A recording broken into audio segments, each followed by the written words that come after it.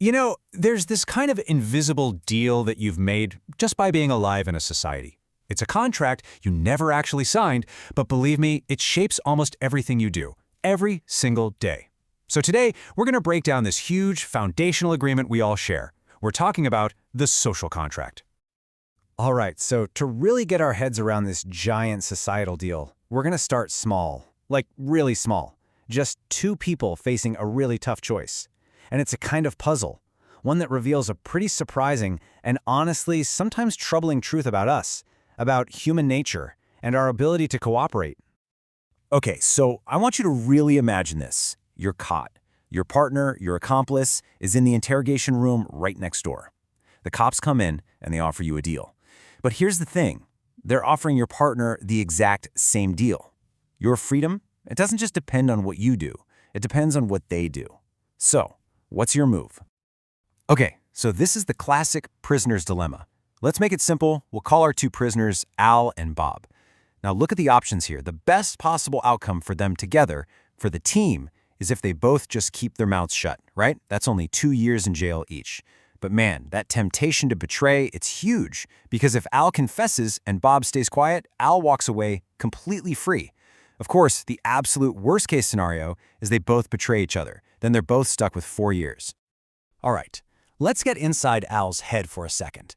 He has no idea what Bob is doing in the other room, so he runs the scenarios. He's thinking, okay, let's say Bob stays silent. What's my best move? Well, obviously, I should confess. 0 years is a whole lot better than 2. But then he thinks, okay, but what if Bob confesses? Well, my best move is still to confess, because 4 years is way better than getting stuck with 6. See where this is going? And here it is. This is the absolute core of it. Both Al and Bob, just by thinking perfectly rationally and looking out for number one, are going to choose to confess. It's the logical move for each of them. But the result? They both get a worse outcome. They both end up worse off than if they had just trusted each other. Isn't that wild? Rational individual choices lead to a terrible result for the group. That's the paradox. So, that little puzzle with 2 people in a jail cell? Well, what if I told you that the exact same logic is at play when you scale it up to millions or even billions of people? What happens when an entire society gets caught in one giant prisoner's dilemma? Well, believe it or not, the philosopher Thomas Hobbes was wrestling with this exact problem centuries ago. He came up with this amazing thought experiment. He asked, what would life actually be like if there were no rules, no government, no laws, no police to enforce anything? Just total freedom. And let me tell you, his conclusion was not pretty. It was terrifying, actually. He famously said that life in this world without rules would be solitary, poor, nasty, brutish, and short. Just imagine that. A constant, never-ending battle for survival, where everyone is just driven by fear and pure self-interest. It's about as bleak as it gets. Hobbes gave this idea a name. He called it the state of nature. And you know what it is? It's the prisoner's dilemma, just on a massive societal scale. Think about it. If it's rational for me to steal my neighbor's food just to survive, well, it's also rational for them to steal mine. Suddenly, we're all locked in this constant war of all against all. You can't trust anyone, ever. So, if we're all trapped in this terrible game, this logical trap that just makes everyone worse off, how do we get out, right? How do you escape the state of nature? Well, it turns out humanity came up with a pretty genius escape plan. We make a deal. That's the solution. We invent something called the social contract. Now, it's not a piece of paper you sign. It's more of an unspoken agreement. We all kind of agree to give up some of our absolute freedoms, like, the freedom to just take whatever we want. And in exchange, we get something way better, the peace and security that comes from everyone working together. And really, this trade-off is the heart of the whole thing. Look at it this way. We give up the freedom to just go around harming people, but we get security in return. We're not constantly looking over our shoulder. We give up the freedom to steal, and in return, we get to have our own property protected. We basically agree to dial back our unlimited self-interest, and what we get is a stable, predictable society where we can actually build things and, live. I'd say that's a pretty good trade. All right, so we agree to make some rules. Great. That sounds like the easy part, right? But here's the really tricky question. How do we make sure the rules we come up with are actually fair for everybody? And this is a massive problem. I mean, let's be real. If the people writing the rules are super rich, what kind of rules do you think they're going to write? Ones that benefit the rich? Probably. If they're already powerful, they'll make rules to keep their power. It's just human nature. So how in the world do you get around that kind of built-in bias? Well, a much more recent philosopher, a guy named John Rawls, came up with a really clever solution to this. It's kind of like a mind hack. See, he didn't just want us to try to be less biased. He designed a thought experiment where being biased is literally impossible. He called it the veil of ignorance. Here's the idea. Imagine you get to design the rules for a brand new society from scratch. But, and this is the big but, you are behind a veil of ignorance. You have absolutely no idea who you're going to be in that society.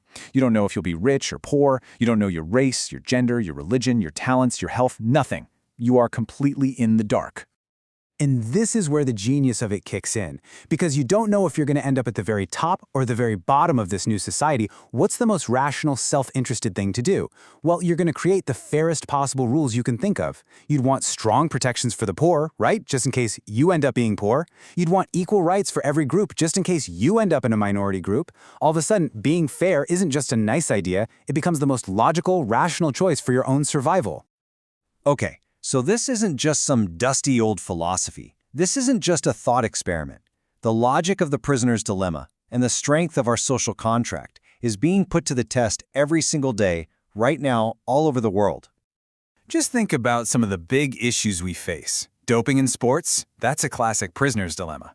If I think everyone else is doping, my most rational move is to dope too, just to compete. And the result? The whole sport is dirty and the risks are higher for everyone.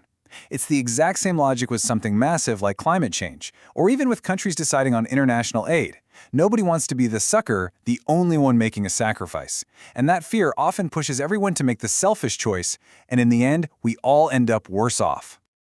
And this quote from Caspar Hare at MIT just hits the nail on the head. He says, "It may be that some of us are individually better off short-term driving SUVs, but if we all emit carbon like crazy, we're all worse off." That's it, right there. That gap between what's good for me right now and what's good for all of us in the long run, that's where the social contract really gets pushed to its limits. Billions of choices that make perfect sense for each individual can add up to one giant collective disaster. So that kind of leaves us with a pretty big question, doesn't it? When you look at our biggest global challenges, climate change, pandemics, international conflicts, is it possible that our biggest problem is that we're all just trapped in a massive, planet-sized prisoner's dilemma? And if that's true, is there a way to rewrite the rules? Can we find a way to trust each other and cooperate before we all make the logical choice and betray one another? Okay, here's a thought experiment for you. If your only real goal in life is, to get powerful, rich, maybe lord it over everyone else, if you're purely self-interested, why would you ever choose to be good? That really is the ultimate cynical question, isn't it? It feels like it. And that's what we're tackling today. It is. And the stack of sources we pulled together, they focus on something called social contract theory. You might also hear it called contractarianism. Contractarianism, right? And it gives this, well, surprisingly cold answer. It basically says morality is just a really clever self-interested bargain. A bargain. Okay, so that's our mission for this deep dive then. To unpack how starting from pure self-interest, wanting security, power, money, somehow gets us to morality. That's the plan. The core idea is this. Moral rules are considered just if and only if they reflect terms of cooperation that people who are free, equal, and rational would actually accept. Okay. But, and this is really the key thing, they only accept it if others obey the rules too. It's conditional. Wait a second. So we're starting this whole discussion about morality by assuming humans are, fundamentally egoistic. That seems, well, a pretty dark place to start. It is a bit dark, yeah. Yeah. Our sources trace this right back to Plato's Republic, actually. This idea that deep down we're all just trying to maximize our own personal power and gain. To lord it over everyone else, as you said. Pretty much. The theory assumes we're rational, right? Right. And that we'll only cooperate if it helps us curb our own self-interest for a bit so that others curb theirs, hopefully for good. The whole setup is based on this idea. If we all stop trying to grab the absolute best deal just for ourselves, maybe we all end up, better off overall. Okay, but how do you actually convince these rational actors who really just want personal gain to sign up for this? It sounds restrictive. Well, you show them that chasing only self-interest, ironically, often leads to disaster for everyone. Okay. And that brings us straight to a classic concept, the prisoner's dilemma. Right, the prisoner's dilemma. Most people probably know the basic setup. Two thieves, Al and Bob, caught, separated. Can't talk to each other. Exactly. And the best collective outcome is if they both stay silent. Maybe they each get, what, 2 years? Yeah, let's say 2 years each if they cooperate. Stay Right. silent. Two. But if one confesses, betrays the other while the other stays silent, The confessor walks free. 0 years. and the silent one gets hammered, 6 years. Yeah. 0, 6, or 6, 0. And if they both confess, both betray each other? Then they both do worse than if they'd cooperated, maybe 4 years each. 4, 4. So here's the tension. Even if Al and Bob promised each other they'd stay silent, why does rational self-interest push them both to confess? Because, well, true rationality in this specific scenario means minimizing your own potential downside no matter what the other guy does. Right. Think about it from Al's perspective. If he thinks Bob will stay silent, Al's best move is to confess and get 0 years instead of 2. But if Al thinks Bob is going to confess, then Al still should confess. Because confessing gets him 4 years, which is better than the 6 he'd get if he stayed silent and Bob sang. So confessing betrayal is the dominant strategy. It wins out regardless. Exactly. They both choose the purely self-interested option, they break their promise, and bam, 4 years each. Which is way worse than the 2 years they could have gotten if they'd just trusted each other. And that's the core lesson, isn't it?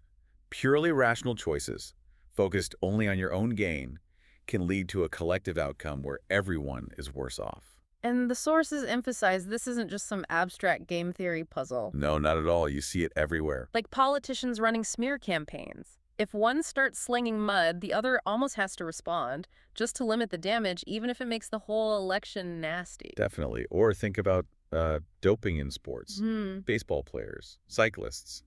The sources mention them taking riskier and riskier steroids. Because if you don't, and others do, you lose your edge. But if everyone does it, Then everyone's taking huge health risks, the playing field isn't level anyway, and the whole sport suffers.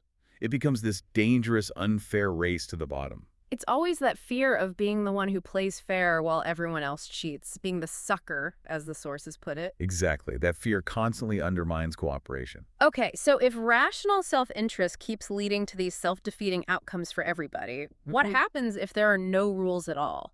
No overarching authority, just pure, raw self-interest everywhere. Well, that sounds like chaos. Total chaos. And that leads us straight to Thomas Hobbes. He was writing back in the 17th century, really the founder of modern contractarianism. Hobbes. Okay. And for Hobbes, this hypothetical situation, life without government, without rules, what he called the state of nature, was basically just one enormous, nonstop prisoner's dilemma. And his description is famously grim, isn't it? A constant war of all against all, people just ruthlessly competing for scarce resources. Absolutely. He said the life of man in that state is solitary, poor, nasty, brutish, and short. No trust, no cooperation, just fear. So the social contract, for Hobbes, isn't about high-minded morality. It's purely about survival. Pretty much. It's the rational way out of that terrible state of nature. The rules like don't kill, don't steal, don't cheat. They require us to give up our absolute freedom to harm others whenever we want. And in return. In return, we get security, we get peace, stability, a chance to actually build something, knowing others are bound by the same rules. It's simply a better deal than constant war. But hold on. If everyone's still fundamentally self-interested, what stops them from breaking the rules whenever they think they can get away with it? Just like Al and Bob, an agreement on paper seems flimsy. It is flimsy on its own, and that's Hobbes' crucial point. The agreement is useless without an enforcer. The Leviathan? Exactly. You need some power, a government, maybe an international body, even a powerful community leader or, historically, a mob boss, someone strong enough to make sure people comply. Through the threat of punishment? Yes. Because rational actors, remember, are always tempted by immediate gain. The enforcer's job is to make breaking the rules too costly. It shifts the calculation of self-interest. Okay, so Hobbes gives us this kind of enforced peace driven by fear and self-preservation, but that still feels a bit bleak.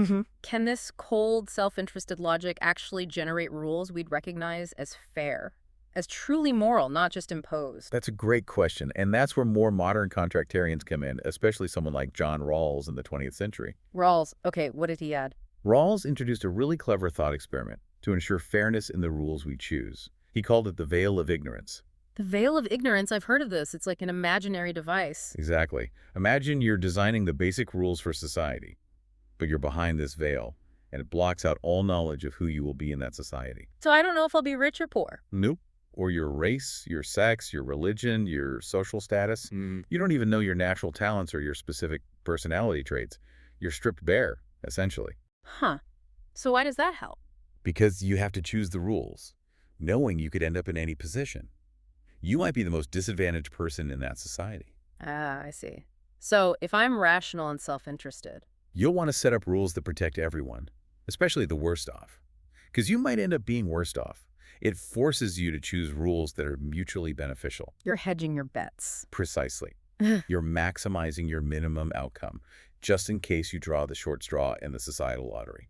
And this is where the real moral weight comes into the theory then. The sources say this explains why things like, say, slavery or institutionalized racism are so obviously wrong. Deeply immoral, yes. Because no rational person, choosing rules from behind that veil blind to their own future identity, would ever agree to a system where they might end up being the slave or the one facing discrimination.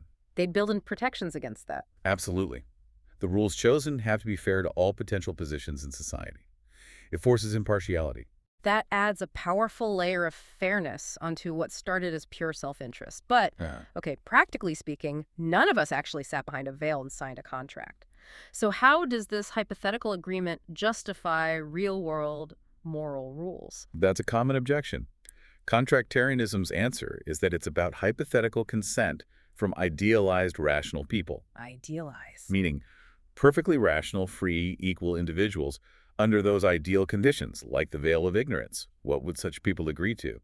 That standard gives us an objective benchmark. Ah, okay. So we can use it to evaluate our actual laws, our customs, our moral beliefs, see how they measure up against what ideally rational people would choose. Exactly. It provides a rational basis for criticizing unfair rules or practices, even if they're widely accepted. It's a measuring stick. Okay, that makes sense. So thinking about the bigger picture, what are the main advantages of looking at morality this way? It seems to offer a couple of clear benefits beyond just, personal feelings. Yeah, the sources point to at least two big ones. First, it offers a basis for the objectivity of morality. Objectivity? How so? Well, moral rules aren't just arbitrary opinions or cultural traditions. They're the outcome of a rational process tailored to human nature and our need for cooperation. They're the rules that free, equal, rational people would choose for mutual benefit. That makes them objective in a way. Okay, grounded in rationality, not just feeling. What's the second advantage? It provides a kind of built-in explanation for when it's okay, even necessary, to break a moral rule. An exception clause. Sort of. Think about it. Yeah. The whole point of moral rules in this view is to make cooperation possible. They're terms of a mutual agreement. Right. But what happens if the other person completely throws the agreement out the window? If they fundamentally break the terms of cooperation? Like the Al or Bob example earlier, if they pull a gun on you instead of cooperating. Exactly. If someone is actively trying to harm you, violating the basic conditions for peaceful coexistence, then the obligation to follow the normal rules towards them kind of dissolves. You don't have to keep your promise to the person robbing you. Precisely. You're no longer bound by the cooperative rules when cooperation has utterly collapsed. You don't have to play the sucker, as the sources say. Your own self-preservation kicks back in. I like that clarity. It feels realistic. It's a necessary feature, really, for any moral system based on mutual benefit and rational agreement. Okay, let's try to apply this framework then.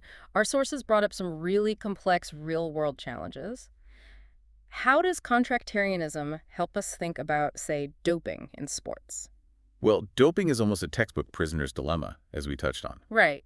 An individual athlete gains an edge by doping. But if everyone starts doing it, the competition itself is undermined. It becomes dangerous, unfair, and maybe even less interesting. Everyone is collectively worse off. So the rational agreement, the social contract of the sport would be to ban doping. Yes, to ensure fair competition, which is mutually beneficial for the athletes and the sport overall. Rational participants would agree to prohibit it. And the fact that you need organizations like the International Olympic Committee or body... The World Anti-Doping Agency, yeah. Proves the Hobbesian point, right? You need that enforcer. Absolutely. Without the testing, the threat of sanctions, the rational self-interest of individual athletes might constantly push them towards cheating, undermining the whole cooperative enterprise of fair sport. It really highlights that need for enforcement. Okay, what about climate change? One of the sources, Casper Hare, frames this as a global prisoner's dilemma. It's a huge one. Think about it. Individually, or even as a single nation, I might benefit in the short term by, say, burning cheap fossil fuels, avoiding costly regulations. Maximizing economic growth or personal convenience right now? Exactly. But if every nation, every individual, acts purely on that short-term self-interest, And then collectively, we all face potentially catastrophic long-term consequences. Rising sea levels, extreme weather, droughts. everyone is worse off. The problem, and the sources really stress this, is the lack of a powerful global leviathan. There's no world government that can force every country to comply with emission targets. Right. International agreements rely heavily on voluntary compliance, which makes cooperation incredibly difficult and unstable. The incentive for individual nations to defect, to prioritize their own immediate interests, is always there, especially if they think others might cheat. So contractarianism highlights the structural difficulty of solving global problems where enforcement is weak. It does. It points squarely at the enforcement problem. Okay, one more tough case. World hunger. This often comes up in moral philosophy. Does contractarianism say anything about our obligations, if any, to help the globally poor? This is where Rawls' veil of ignorance becomes really crucial again. Okay. The contractarian approach asks, if you were behind that veil, not knowing whether you'd be born into affluence in one country or into extreme poverty and starvation in another, what rules would you agree on regarding international aid or resource distribution? Well, if I didn't know where I'd end up, I'd probably want some kind of safety net, right? Some principle of assistance to ensure basic survival. That's the argument. A rational, self-interested person hedging their bets behind the veil would likely endorse terms of cooperation that ensure a basic minimum standard for everyone. Not necessarily complete equality, but some mechanism to prevent the worst forms of suffering and deprivation. Because it ensures stability and provides a form of insurance against the risk of being born into the worst possible circumstances. Exactly. It's still rooted in rational self-interest, but applied impartially, it leads towards principles of justice and aid. The debate then becomes about what specific terms would be agreed upon. How much aid? Under what conditions? But the framework itself pushes us to ask those questions from an impartial perspective. Yes, it does. This is a really powerful way to think about morality. It seems to boil it down to these mutually beneficial rules, rationally agreed upon. It makes morality feel less like magic and more like a logical system built for cooperation. It definitely emphasizes the logic and the mutual benefit, cooperation that requires trust. But, the ultimate success or failure of contractarianism kind of hinges on one big question. Which is? It's about what specific rules these free, equal, rational people, especially behind the veil of ignorance, would actually agree on. Rawls was pretty optimistic. He thought they'd reach consensus on core principles of justice. But what if they didn't? What if even these idealized, perfectly rational contractors, stripped of their biases, still disagreed on fundamental issues? Like, say, the exact level of aid owed to the poor, or the conditions under which war is justified. Yeah. If rational agreement is the source of moral objectivity, what happens when rational people disagree? Well, it potentially leaves us with a slightly unsettling conclusion. Maybe for those specific issues where rational agreement can't be reached, even under ideal conditions, maybe morality just doesn't have a single objectively right answer. So some things might be morally required, others forbidden, but some might just be permissible. Neither required nor forbidden by reason. That's one possibility. It forces us to really consider, how much fundamental disagreement should we realistically expect, even among idealized rational contractors? It's a fascinating challenge to the theory's scope. That really is something to chew on. If morality is a contract, what happens at the limits of agreement? Thank you for walking us through this complex landscape. My pleasure. And for all of you listening, maybe consider, if you were behind that veil, what rules would you insist on? What kind of society would you build? We'll leave you with that thought. See you next time for another deep dive. I will fly.